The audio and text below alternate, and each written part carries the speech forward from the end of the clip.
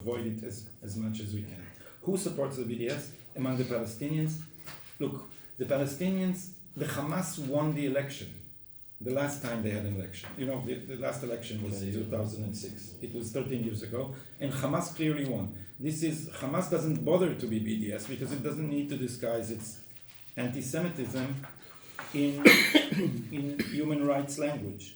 If you read the original Hamas covenant, it's I think this is the most, and it's a common phrasing, this is the most extreme anti-Semitism since maybe Mein Kampf.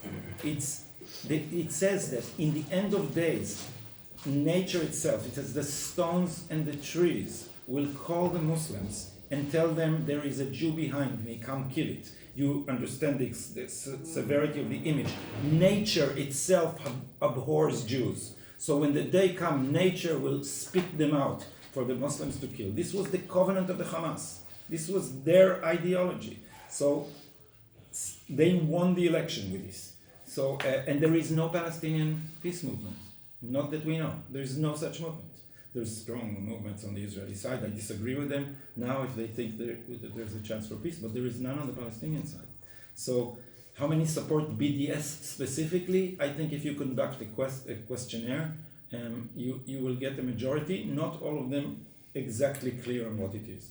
Because, as I said, their idioms and their language can be completely different. And the Arab, we see this with Israeli Arabs, they symbolically support quite wild things against Israel, for instance, calling it a colonial enterprise, yet almost 50% of Israeli Arabs describe themselves as patriots. Patriots, not just accommodating to Israel, but actual patriots. So there is a duality that we don't know how to understand. In general, look, we have a war with a national conflict with their people, and yet inside the state of Israel we are getting along wonderfully. Nobody in Israel thinks it's weird when an Arab judge sentences the president of Israel to 7 years in jail. No one thought that was weird. No one mentioned we had a controversy about the president, but no one thought to mention that it was an Arab judge. It was a judge. He's a judge in the state of Israel. Arabs have equal rights in Israel. That was not an issue.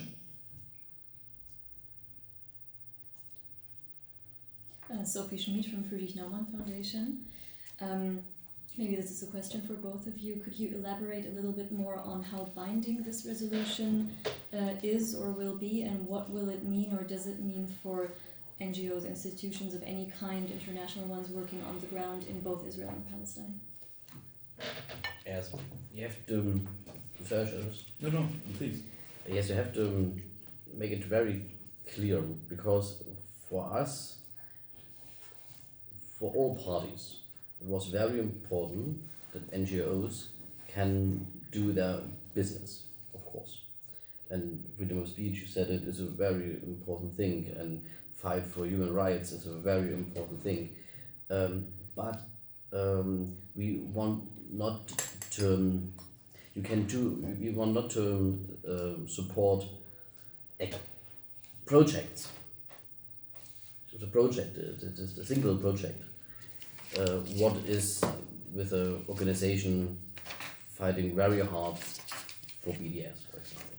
Then you have to say, no, that's not an organization I want to spend my time with, of course. But if the organization criticize settlement politics, for example, of course you can do with this, but not with people who will say the state of Israel have no right of existence, of course. And so you can deal with guys, but the single activity is very strong, engaged with BDS, is not contributed by the German government, of course. You see it in the last sentence. Do you have the initiative? Yes, I don't have it with me, but yeah. Yes. Yeah. So, and I can show you. The last sentence is very, very, very, very, very important, because it's a very good question. So it means not to, the correct text is not to financially support any project which call for a boycott of Israel or which actively support the BDS movement. This is the sentence. And a lot of people misunderstood because they only read BDS. So, and you have to be very, and it was a very great, it was a big debate with all parties, of course. And this sentence was the compromise with Omid Nuribur, with me, with everybody, so that we, of course, we want to make sure that you can do your business, but activities with organizations or activities, the activity who definitely call for a boycott of Israel, you have to think about that's not the correct way. What we have, but organization they have critic opinion about the government of Israel. You can critic a lot of Netanyahu's politics, of course. It's a right-wing guy. You can, of course, criticize a lot of things. You can do your business with them, but not with groups that they boycott the who's later they boycott of Israel. You have elections in Sachsen in Yes. September. Is this maybe a reason why this Israel resolution came in Bundestag? Is there kind of a connection to that? Oh, no. With You can answer in German if it's easy for you. ja, also also wenn mit diesem Thema kann man in Sachsen, wer glaubt, dass man mit diesem Thema in Sachsen Wahlen gewinnen kann, die wird euch einen Besuch in Sachsen empfehlen. Denn man muss sagen, das ist auch ein großer Problem in Deutschland aktuell, auch was zum Thema Antisemitismus ist, oder Antizionismus ist ja verschiedene Sachen. Ich glaube, es ist eher so Antizionismus, dass natürlich viele Leute in DDR-Zeiten, in GDR times, I'm from Eastern Germany, so a lot of people are educated in a very, very, very pro-Palestinian way. So Abbas was the king, so and Israel was the friend of the capitalism US. Also und das war sehr schwierig. Das heißt, die Leute sind eher auf der Seite, also nicht die Leute, ne, aber ein überwiegender Teil der Bevölkerung ist aufgrund der Erziehung zu DDR-Zeiten eher sehr pro-palästinensisch eingestellt und ist halt eben so erzogen worden, dass halt Israel quasi der verlängerte Arm von Amerika und alles kapitalistische Böse vereinigt sich im Staat Israel und dann natürlich auch noch ungerechtfertigt Land genommen und so weiter. Ne? Also alles diese Themen, die man halt eben auf Kapitalismus überschreiben wollte, hat man dahin erzogen und das andere steht quasi für Freiheit und Unterdrückung und wir sind die Großen und so weiter. Und dieses Narrativ hält sich bei vielen bis heute. Deshalb ist dieses Thema kein Thema, was man aus Wahlkampfdingen machen könnte. Da eignet sich das überhaupt nicht dazu. Und es hat auch nicht den Einzug in die lokale Presse gefunden. Das ist also in die lokale Presse nicht. Das ist ein reines Großpressenthema, also Taz zum Beispiel, ne, oder SZ. So. Und dadurch, dass die Abdeckung mit überregionalen Tageszeitungen in Sachsen sehr gering ist, unter 10%, erkennt das niemand. Aber wie sind Sie zu dem Thema Antisemitismus Israel gekommen? Natürlich. Asking why you came to Wollen wir das mal weitermachen oder dann kommt Well, just Frage ist, everybody speaks Frage ist, German. That's yes, okay. The next question, please. no. The question's okay. Just in English, perhaps, because there are three I'm people. asking how did he come to this subject of Israel and anti-Semitism? I mean, he grew up also in Germany, so one would assume that he would be anti-Israeli. Yes, no.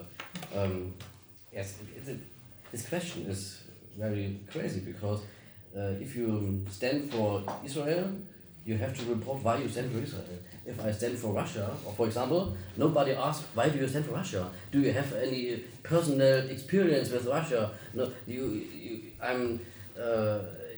so you can. This is a very special thing to Israel, but. Of course, my wife came from a Jewish family. Of course, it's a personal background. Of course, but it doesn't matter whether I have a personal background or not, because I think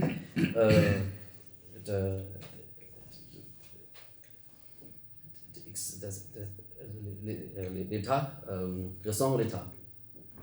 State reason? Yeah, state reason, for example. State reason is English word. The state reason for Israel is one of the background Shoah is one of the most important thing in German politics. So, but you have, I think, a lot of people before all my daughters have also Jewish names before I came to politics because they were born before I became a politician. So it's not that I first started to think about the times when I come to Bundestag, of course.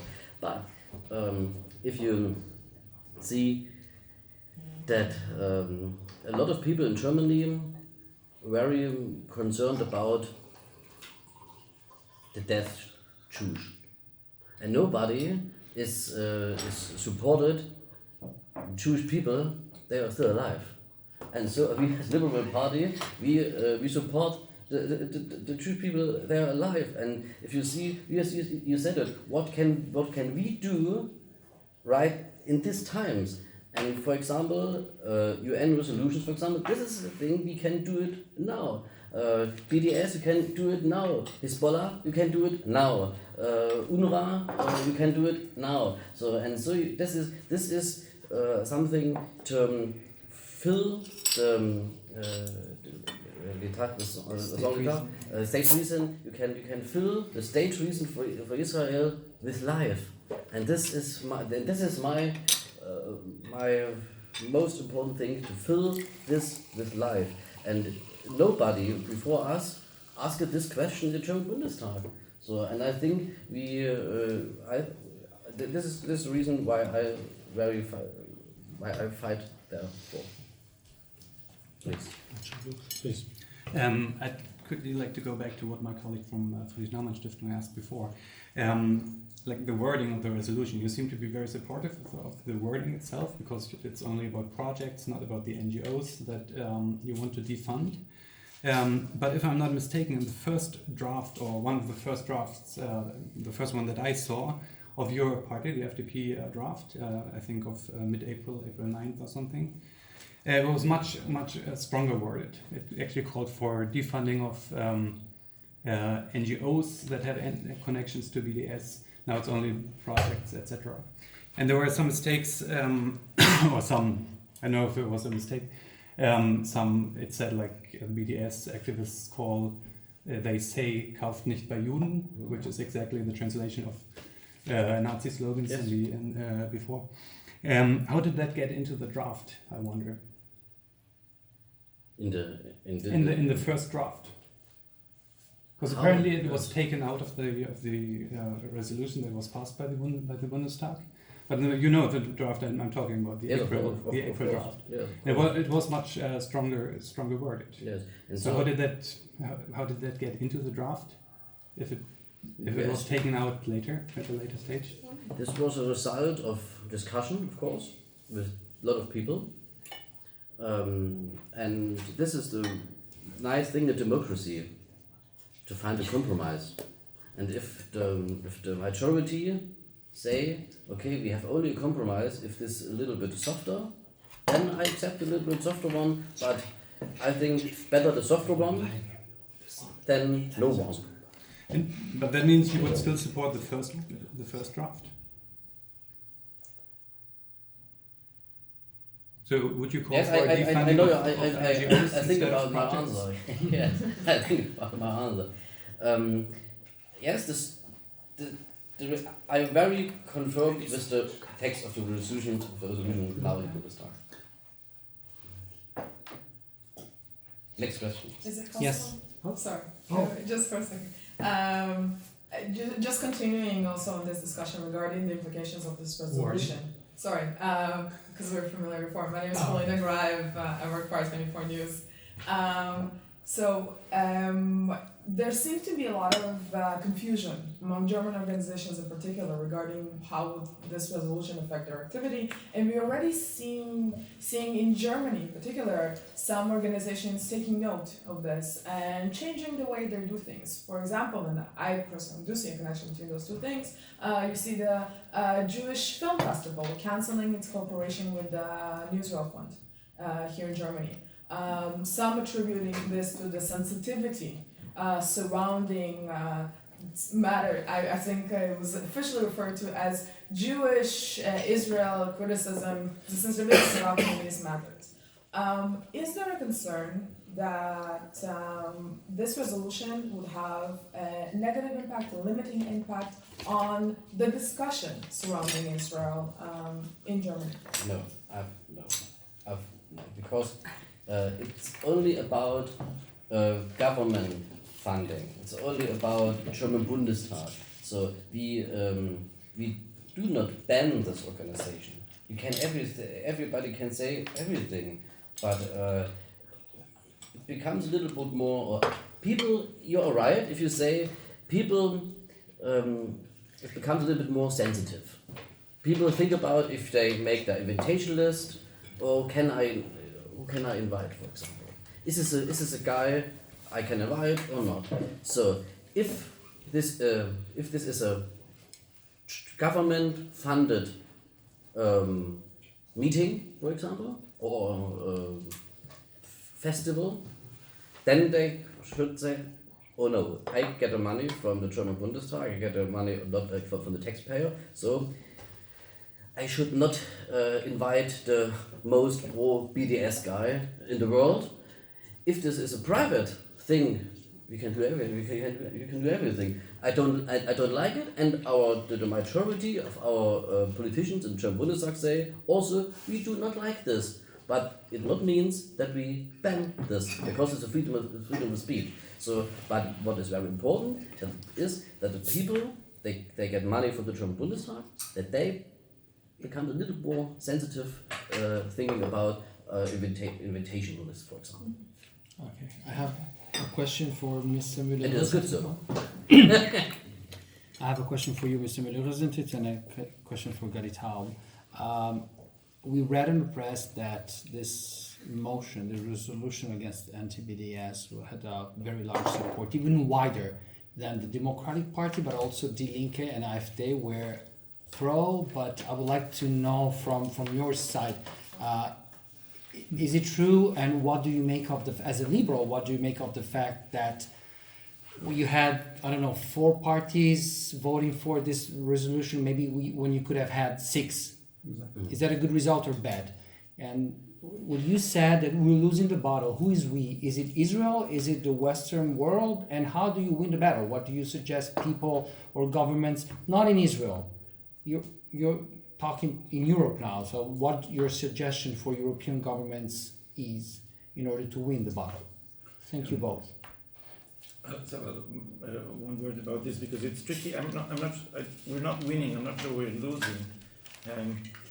This is very hard to answer because partly I think that setting aside the more complex Jewish-German relations, we have become a way for the West to cleanse its own conscience about colonialism. Yeah. So whatever they did wrong, they are now blaming us disproportionately. And we are living, as I said, we had 4 decades of dominance of Edward Said. This is preposterous because Edward Said is a very, very destructive thing, not just to Israel. I tell my students, I was fanatic enough to read Orientalism a second time in order to find if there is anything at all he says about the East. Nothing. And I have a very smart student in my class this semester, and I just aired the question in class, said, what is Orientalism about? And instinctively he said, the West. Which is of course true. It's just about the West. We're forbidden to look at the other. We're just supposed to deal with our own guilt feelings. And everyone who is a victim has become angelic. This is not a way to help the Arab world, who is in a state of collapse, by the way. It really needs emergency assistance because it's in a state of collapse, unparalleled in the history of civilizations. So I think that after 4 decades of this, people instinctively thought, I said this to a French audience just a day ago, if the battle is over France in Algiers, isn't it? The idiom for Zionism, it's France in Algiers, and now the question is Zionism France or is it Algiers? Zionism is saying we are the post-colonial national liberation movement. And the Palestinians say, no, you're not the Algerians, you're the French, you're the colonizers. And this is why they say Jews go back to Europe, as if there is somewhere to return to. First, most of us didn't come from Europe. The majority, actually a little over a half, came from Arab countries from which they were expelled. But we're losing the battle because the whole frame of mind of the West now is paralyzed by guilt. It is unable to deal with its own problems, not just us, and it's projecting things on us. And we don't want to be in this game, especially not when it comes to Germans. So it's a breath of fresh air to hear you speak on these things in sober terms, where Germany has an obligation, but not an unbelievable wild complex where we should pay, because, you know, I quoted this to another group this morning. I said, we like this quote in Israel, the Germans will never forgive the Jews for Auschwitz. Never.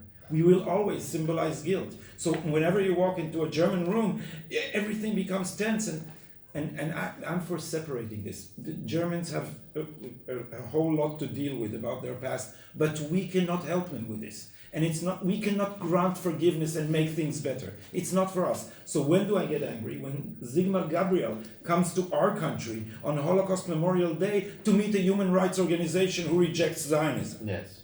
This is, Mister, this is not your business, and not on Holocaust Memorial Day. Also Steinmeier. What? Also Steinmeier. But this, you know, with Sigmar Gabriel, it was Same. It was But so. he's the president. Yes, It was striking because he went back to Germany and he wrote in the I forget Rundschau something website. He wrote, "Don't forget that my party was the first victim of the Holocaust." I'm quoting exactly. He didn't even say the victims of the Nazis. It's like, you know, the SPD, where the Holocaust was against the SPD. Then later they also didn't like Jews. But what are you doing after you return from Israel? And the prime minister was very soft. I'm not usually, I think he's too hard, but he said, if you meet them, I will not meet you. And if I were prime minister, I said, if this is your plan, you don't pass immigration. Don't turn your plane back and go back home. Not on Holocaust Memorial Day. And so this is the bad way to treat this. Because look, we have ways to deal with this memory. I do not blame the sons of the Nazis and sons and daughters for the sins of their fathers. So you can't help me in dealing with the emotional problems of anti-Semitism, and I can't help you. In these things we are apart. This is not a common discussion. This is for each of us to imagine the son of a rapist and the daughter of the raped. No, they are not guilty of anything. But they cannot solve this problem for their parents. They can't. And they have nothing specific to say to each other. And so do we. What do we have? Decency and obligations, and moral obligations. So when Germany supports Iran, I get chills. I get chills. Because Iran is... It's not the Germany. government. It's the government. It's the government. And I get chills. But when you do something sober like this, it's not hysterical. It's not a show-off. It's not we want to shout from the roof of the building how morally pure we are. This is a decent piece of legislation saying this is racism. And we reject it. And therefore, we don't support it with government money. I don't know the mechanics of the resolution. I'd love to hear more. But clearly, this is the kind of thing that I think we should mutually support and in which we understand each other. Not when it comes to, overwhelming dealing with each with our own sentiments. So, the second question was whether we do not deal with AfD or with Linke. You said it's a more... Is that liberal? Sorry? Is that a liberal thing to do? No. The AfD is the right-wing party in Germany. So if they say Holocaust is a Vogelschiss, is only a bird shit. It's just AfD. the translation is was a big word. it's a footnote. I mean, one could decently say it's a footnote in history. So a party who said this, you cannot make a initiative together, of course, but at all. But in this case, the AfD want to ban BDS, to ban. And so, as liberals, there's not a freedom of speech. They can say this. And the Linke? Yes, and Linke is very crazy. There are a lot of 3, 4, 5 people. They are very conform with our position, but the the absolute majority in the Lincoln is more on the side on Palestine, of course. And so they never would sign they would not sign our resolution. So you're confirming that the press reports were not necessarily correct? Those press reports saying that also the Linke was ready to support the resolution? Yes, there are some people, Some within the Linke, but not the majority of the party. I believe that not the majority of the Linke would sign our resolution. I don't believe that either, but yes, they did their own resolution. It's a very, very, very, very, very soft resolution against antisemitism, but not about BDS. And so, because they fly to Palestine, they love these guys, and they are very on this side. And they think that they do not think about Hamas, Hezbollah. That it's Linke 5-6 people, maybe 5 or 6 people. They would sign our contract, our initiative, but not the majority. And of course, the CDU, for example, the CDU has a contract in the party group that they would never make an initiative with the most left-wing party and the most right-wing party. So this is also a reason therefore. But unfortunately, I have to go now because it's 15 after 3, and the next appointment is already waiting 15 minutes for us. It's a Middle East forum, and I subject. Yes, and I would wish that our initiative, our BDS initiative in German Bundestag. Your last question. Yeah, your last question. Yes, I would wish that our BDS initiative from our political middle parties that would copy by other parliaments in Europe. That comes now to France, to Italy, to Spain. England. That would be my wish. Okay, yes, and last question. Well, thank you so much. The question is for both of you. I'm Tirinanzi from Panorama, Italian magazine. There's something in the horizon, something new, or is this your opinion about the Jared Kushner solution for the two-state? What's your opinion about this? Because in Italy we just talk about this, maybe in the United States, but what is your precise opinion here in Germany, but even in Israel? I do not know this plan. I think this week the greatest plan ever, the awesome 100-year plan. They already delivered yes. to the government. So I think you can ask him. He can explain a lot what he think about, because he is a director of Israel. And if I have the complete resolution and I can see, then I can give you an answer. I can give you an answer written, and I can comment. I can comment it for you if you want, because right now I have only this paper from newspapers and and you don't know if it's true, it's not true, and I want to have it from not personally from Kushner. So nice to meet you. It was Very nice. pleasure. Thank you very much. And please stay in contact. I certainly will. Thank you very much. Can we have another handshake? Yes, of course. In September in Tel Aviv. And give me a ring. Yes, of course. And in October, I visit also. I'll be glad to show you around. Yes. Yes, okay. Thanks a lot. Great, thanks. And if you have a question, you can write me an email, give me a call, and don't hesitate to contact me.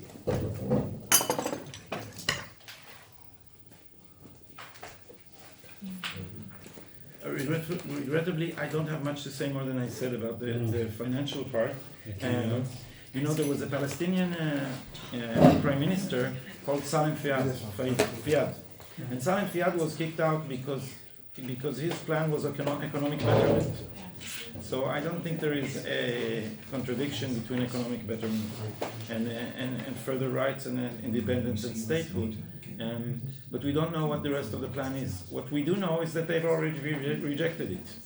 So nothing is going to come out of it, which will be maybe one remark about what I said about the geographical elements of the Palestinian national movement. The money spent on Gaza is so far about $11 billion. Nothing improved there, nothing at all. Why? Because the Gaza government tells the people, this is not your home. Your home is on the other side of the fence in Israel. So don't invest in Gaza. And so they're investing in terror tunnels and in corruption. And this is an amount of money which could have made Singapore of Gaza. Singapore, nothing less. And it all sunk into the sand. So now, if this continues, maybe they can even sink 50 billion. That would be a little harder, even if you just try to bury the money itself. It's going to be hard because it's such an incredible amount. But this is what they've been doing. So I'm not optimistic about the plan at all, but it's not going to get around. Oliver, do we want to...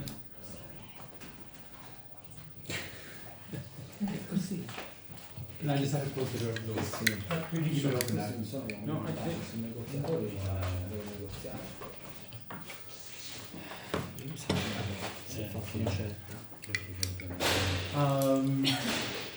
Are we done? I have another question. Oh. Is there anything Israel can do, just instead of fighting BDS, to get good media in Europe? Well, you're the media. Tell us, because we've been fighting uphill. And I think this is, as I said, in the land of moral kitsch, where the victim is always right, there is a terrible incentive. You know, we are fighting in an arena where the enemy is trying to maximize its own casualties. This is something very, very hard to fight. And as our Prime Minister put it, I think sharply, he said, how can you fight a war when we are protecting our children with rockets and they are protecting their rockets with children? How can you fight a war? Israel is doing more than any army in the history of humanity did to try and prevent casualties. But they are putting rockets in the basements of hospitals. And what they should, and we are always held to a standard by ourselves, by the way. So we supply them electricity in a time of war. Why? Because Israelis say, well, they have hospitals. If you got the electricity, what will happen to sick people? And notice, because this is what one of George Bush's advisors once coined the phrase, the soft bigotry of low expectations. These are your sick people. Why are you not responsible for them? Stop shooting and we'll renew your electricity. That's what any other nation would do, wouldn't it? Do you think any other nation on earth would stand 12,000 rockets on its territory and still be relatively restrained? Well, I'll tell you, since my PhD is in American history, if Mexico shot 12,000 rockets at Dallas, Mexico would have ceased to exist. And no Goldstone Commission, no UN resolution, no nothing. So we are treading on very, very tricky ground, where constantly we are maneuvered into this position of being evil. And this is what our enemies are trying to do. They are sending children to get killed so that they can say that we kill children. And since I followed the numbers in Gaza, I can tell you that in these civilian demonstrations, Israel used sniper fire, which I showed in detail why this is minimizing the damage to human life. And when we studied the lists of the people killed, whom they said were civilians, around 90%, don't quote me, it's in English, in Haaretz, you can search for it under the name of Laila Gandu, because I studied the actual numbers. And still in these mass civilian demonstrations, something like 90% or 85% were armed Hamas combatants. 85, and this is in a crowd. And this is why they picked snipers.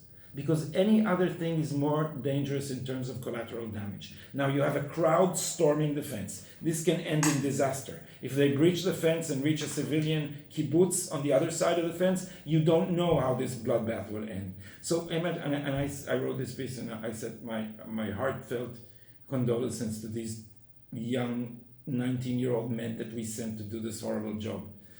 To maim, by the way, mostly maim, almost never kill.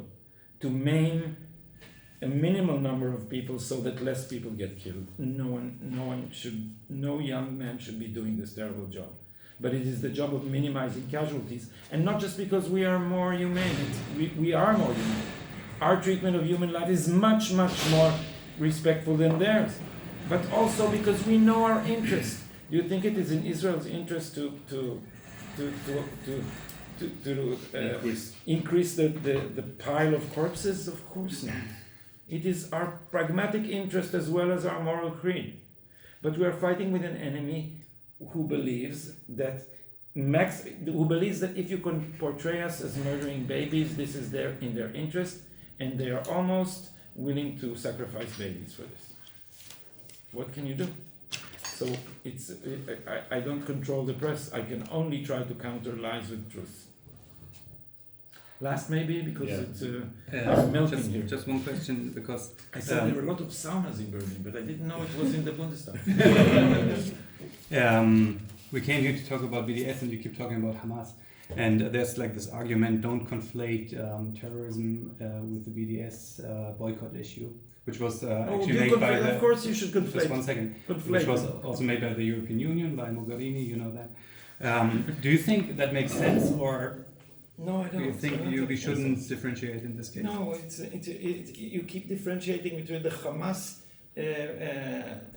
political arm and the Hamas terrorist arm. It's the same Hamas. Well, I wasn't talking about differentiation between the Hamas movement, but between the boycott issue and the Hamas issue. The boycott movement is full of people who just change their clothes from terrorism to some of them are convicted terrorists. So this whole differentiation, this is an attack on Israel by any means. So I am talking about the group that rejects Israel's right to exist. And therefore, Hamas is blatant and does it violently, and BDS is more devious. And it can cheat Westerners, because it can wrap this in the language of human rights, and it manages, look, the Muslim Brotherhood, this is not just an Israeli problem. The Muslim Brotherhood is declaring its intention to subvert the Western world. Is anyone writing about this? No, because that's Islamophobia. Why? Ask them. How can truth be biased? So these movements have discovered, they pinpointed the right problem in the West's immunity system, and they penetrated it. And the West is not able to answer these questions. And I heard this from Douglas Murray, who said he talked to a politician from the Labour, and he said about immigration, he said, is there anyone who doesn't have the right to come to England? And he said, I looked in her eyes and I saw she thinks my whole career is going to sink down. And she scrambled for an answer, and she said, well, not criminals. And he said, well, if someone stole an apple in India at the age of 14, he can't come here at the age of 28. He said, no, well, not war criminals. He said, well, there are 6 war criminals. All the others can come without the state having any right to protect its culture or its control over the borders, and Europe has no answer. I'm not saying that refugees should not be protected. No, I'm saying that the whole debate is mesmerized by fear of appearing morally in the wrong. And so it's not even a debate. And BDS is just a branch of the same thing. And if people are not able to condemn, look, what's happening in some places in Europe is people are not able to condemn female genital mutilation. Is that serious?